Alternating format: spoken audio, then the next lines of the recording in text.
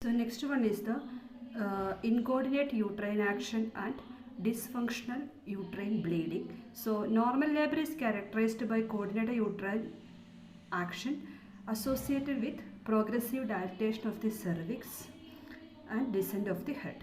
So as you know, the cervical dilatation the normal labor is latent phase up to 3 cm, active phase 4 to 7 cm, transitional phase 8 to 10 cm, complete 10 cm, and the delivery will be going. So cervical dilatation, that is latent phase 8 hours in primigravida and active phase is 1 cm per hour. Multigravida, it is latent phase is 4 hours and average active phase is 1.5 centimeter per hour. So any deviation from this may lead to incoordinate uterine action, prolonged labor, obstructed labor, all these things. So this is the partograph, as you know. So it is a wide S shape. It is Feynman is distributed that. So it is a sigmoid curve. So seeing this partograph, you can see the labor is prolonged, the cervical dilatation is good or not, the uterine contraction is good or not. So the pattern of cervical dilatation will be in two phases, that is latent phase and active phase. And in active phase there is a phase of maximum slope and deceleration phase. So this is the phase of maximum slope and this is the deceleration phase.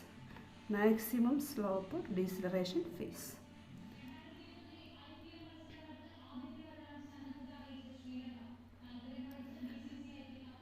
So acceleration phase is 3 to 4 centimeter. Phase maximum slope is 4 to 9 centimeter. Deceleration is 9 to 10 centimeter. So this is the second stage of labor commenced after complete dilatation of the cervix. So latent phase up to 3 centimeter dilatation. Then active phase, in that acceleration, phase of maximum slope and deceleration. So this is about the partograph in normal labor.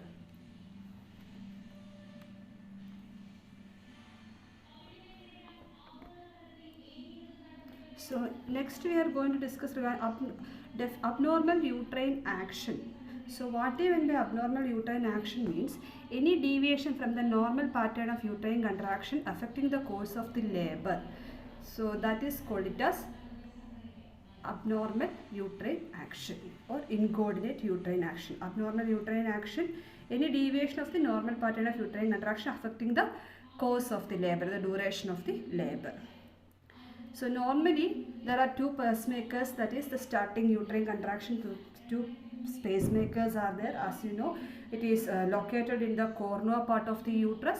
From there the uterine contractions start and it will be spreading all over the uterus. That is studied as uterine polarity.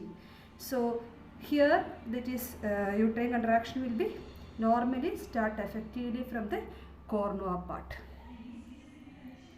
So there are dysfunctional labor, that is primary and secondary dysfunction is there. So this is associated with incoordinate uterine action and abnormal uterine action. So primary dysfunctional labor, what is happening means uterine activity, instead of being governed by the single dominant pacemaker, is shifted to less efficient contraction. A single active pacemaker that is converted to less efficient pacemaker, and the uterine contraction will be ineffective.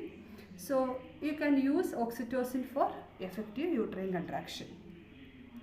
So primary dysfunctional labor is defined as when the cervical dilatation is less than 1 centimeter per hour following a normal latent phase.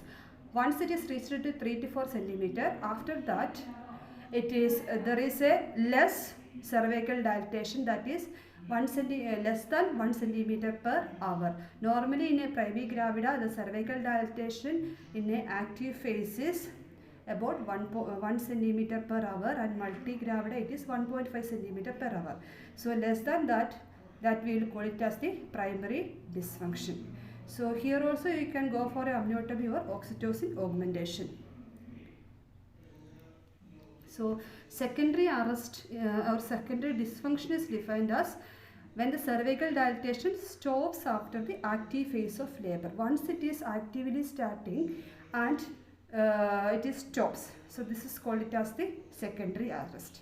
So the reason will be poor uterine contraction, cessation of cervical dilatation instead of strong uterine contraction and all, that maybe leads to disproportional malpresentation.